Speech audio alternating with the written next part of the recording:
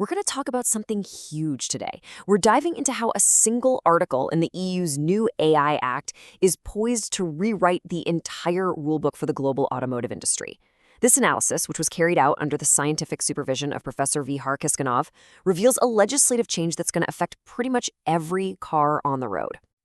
And this quote, it really nails it.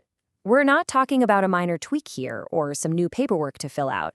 This is a complete paradigm shift. It's building a bridge between two worlds of regulation that, until now, have operated completely separately. So, here's our game plan. First, we'll look at this new rulebook. Then, we'll explore those two regulatory worlds it's connecting. After that, we'll dig into the legal mechanism that actually links them, understand the real-world impact, and finally, we'll talk about how to navigate this new road ahead. All right, so let's get into it. The big takeaway here is that Article 107 of the AI Act is so much more than just another box to check. The whole point is to weave data governance and algorithmic accountability right into the DNA of how cars are designed, how they're tested, and how they get approved. Now, to really get a handle on just how big of a deal this is, you have to understand the two very different regulatory pillars that Article 107 connects. You've got the established, well-understood world of vehicle safety on one side, and on the other, this brand new framework designed to govern AI across every sector.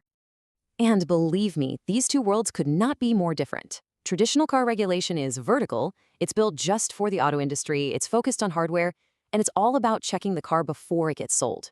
But the AI Act, it's horizontal, it cuts across all industries, it's all about data, and it governs a system for its entire life. It's a totally different philosophy. Okay, so you might be wondering, how does the AI Act actually manage to grab hold of so many different systems in a car? Well, it uses a very clever legal strategy that the source material calls a definitional pincer movement. It's a two-pronged approach that pulls a huge range of tech under its toughest rules. The first arm of this pincer, if you will, is the incredibly broad definition of an AI system. And this isn't just about super complex autonomous driving. We're talking about any machine-based system that shows some level of autonomy. That means everything from your advanced cruise control all the way to your voice-activated stereo system can get caught in this net.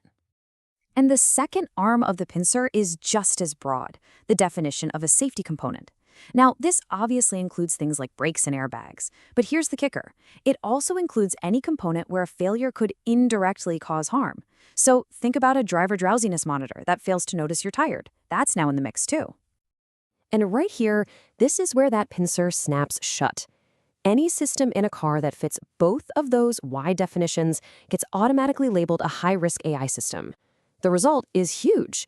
Dozens of systems in a modern vehicle, many that carmakers never thought of as high risk, are now subject to the AI Act's most stringent requirements.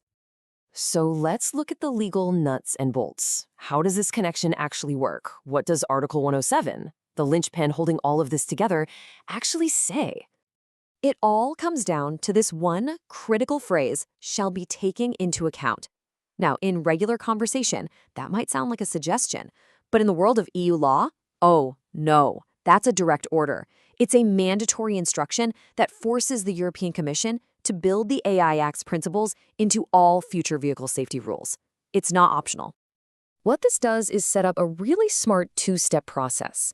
Think of it like this. Step 1, the AI Act lays out the big, high-level principles for what makes AI trustworthy, ideas like transparency and robustness. Then, in Step 2, the Commission takes those big ideas and translates them into specific, technical, and testable rules, just for the car industry. And what gets imported into car safety law is a lot. We're talking about a whole new set of responsibilities. Things like continuous risk management that has to account for algorithmic bias, data governance that demands, for example, that a drowsiness system is trained on a wide diversity of faces and lighting conditions. You need transparency so drivers know what the system can and can't do. You need to guarantee a human can always take over, and the system has to be robust against things like cyber attacks. Now, this isn't just some legal theory. This change sets off a chain reaction, a real-world domino effect that touches every single part of the automotive industry, from the company that makes a tiny chip to the one that puts the final car together. I mean, from an operational standpoint, this is a total game changer. We're talking about huge investments in things like data collection and storage. It means coming up with new ways to test these systems beyond just driving them around a track. It means these compliance rules get pushed down to every supplier. And internally, companies will need brand new teams just to handle AI governance. All of this, of course, comes with significant new costs. But this is maybe the biggest shift of all. It's about liability. See, it's not just about did the product have a defect anymore. The new question is, was your process flawed?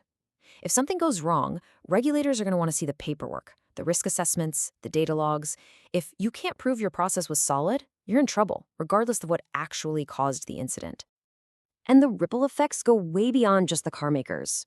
The goal, first and foremost, is to make cars safer and build public trust in all this new tech. But it also creates what's known as the Brussels effect, where EU rules effectively become the global standard because it's easier for companies to just comply everywhere. And of course, it kicks off a huge debate. Is this going to spark safer innovation or just bury companies in red tape? So, okay, the landscape has completely changed. What's the path forward? How should everyone from car companies to regulators deal with this new reality? The analysis lays out some pretty clear strategic recommendations. Well, the recommendations are pretty clear. For the car makers and their suppliers, the clock is ticking. They need to figure out where the gaps are in their current processes, like right now. They need to build those AI governance teams and completely rewrite their supplier contracts. And for the policymakers, their job is to give clear, specific guidance, and just as importantly, invest in their own technical experts who can actually understand and enforce these new rules. And really, it all boils down to this. This quote says it all. For any car company that wants to do business in Europe, the message is unambiguous. This isn't a choice. It's the new cost of doing business. All of this leaves us with one massive question, a question that's really going to shape the future of how we get around. With AI now at the very heart of not just the car, but the laws that govern it, what's the industry's biggest hurdle? Is it mastering the technology itself? Or is it learning to navigate this incredibly complex new world of regulation? The answer to that is going to define the next era of mobility.